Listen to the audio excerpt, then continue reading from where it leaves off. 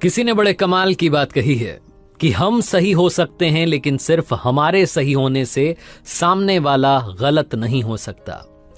Hi guys, मेरा नाम है आरजे कार्तिक और आपके लिए एक छोटी सी कहानी। ये कहानी एक बादशाह सलामत की, जिनके बारे में किस्सा मशहूर था कि वो भेष बदल करके अपने राज्य का दौरा करते थे, भ्रमण करते थे, अलग अलग जगहों पर जाते थे, जाकर के सच्चाई जानने की कोशिश करते थे। एक दिन अपने वजीर के साथ में भेष बदल करके बाजार घूमने के लिए निकले थे।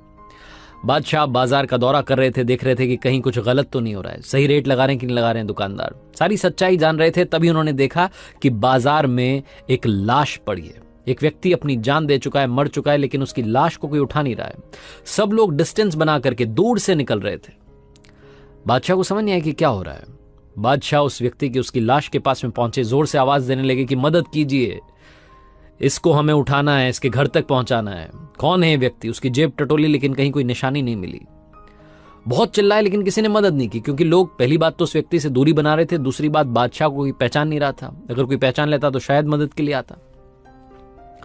अब की बार बादशाह ने कहा वजीर से कि इसका ख्याल रखो, मैं जाकर के आता हूं। दुकानदारों के पास गए, जाकर के पूछा कि भैया चल क्या रहा है, कोई भी इस व्यक्ति के पास क्यों नहीं जा रहा है, इसकी लाश को इसके घर तक क्यों नहीं पहुंचा रहे हैं, ताकि कम से कम जनाजा निकाला जा सके, इसकी अर्थी उठाई जा सके। दुकानदारों ने कहा कि भाई साहब, आप क्यों चक्कर में पड़ रहे हैं, ये फालतू का बेकार आदमी था, इससे आप भी दूरी बनाओ, चुपचाप अपने घर जाओ, खरीदना हो तो खरीदो वरना बाजार से जाओ। दूसरे दुकानदार के पास गए, उसने भी यही बोला। तीसरे के पास गए, जाकर के जानना चाहा कि कौन है, कहां रहता है, कहां इसका घर है, कम से कम ये इसकी जो बॉडी है, इसका जो शरीर है, इसको वहां तक तो पहुंचा दें, इस लाश को। उस तीसरे वाले दुकानदार ने बता दिया कि इसका पता क्या है। वजीर की मदद ली, दोनों उस लाश को लेकर के उसके घर तक पहुंचे जिसकी लाश थी। दरवाजा खटखटाया। जो व्यक्ति जान दे चुका था, उसकी पत्नी ने दरवाजा खोला। अपने पति की लाश देख करके रोने लगी, बेसुध हो गई, रोती चली जा रही थी। बादशाह के मन में कुछ सवाल थे, पूछने थे। जब थोड़ी सी चुप हुई तो उनसे पूछा कि एक बात बताइए, ये इतने बेकार थे क्या कि कोई भी इनकी लाश को उठाने के लिए तैयार नहीं है? जिससे पूछ रहे थे हम लोग, वो यही कह रहा है कि बेकार आदमी, इसके चक्कर में कहां पड़ रहे हैं। तो उस व्यक्ति की जो पत्नी थी वो और रोने लगी और बताने लगी कि नहीं, ये बहुत नेक इंसान थे। बादशाह के मन में कंफ्यूजन हुआ कि क्या चल रहा है। बाजार में दुकानदार सब कह रहे हैं बेकार आदमी था, पत्नी कह रही कि अच्छा था, पत्नी के लिए तो अच्छा ही होगा। फिर से पूछा कि ऐसा क्या कर दिया इन्होंने कि ये नेक थे, और ऐसा क्या कर दिया कि जमाना इनको बुरा कह रहा है। वो जो पत्नी थी उसने बताया कि क्या बताऊं आपको, मैंने अपने पति को पूरी जिंदगी समझाया कि मत कीजिए वो काम।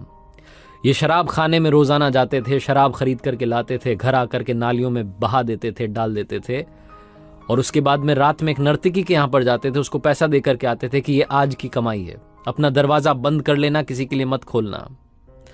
और घर आकर के कहते थे कि चलो मैंने आज इस दुनिया से थोड़े से पाप कम किए, कुछ लोग जो गलत काम करने जाते उनके गलत कामों को कम किया।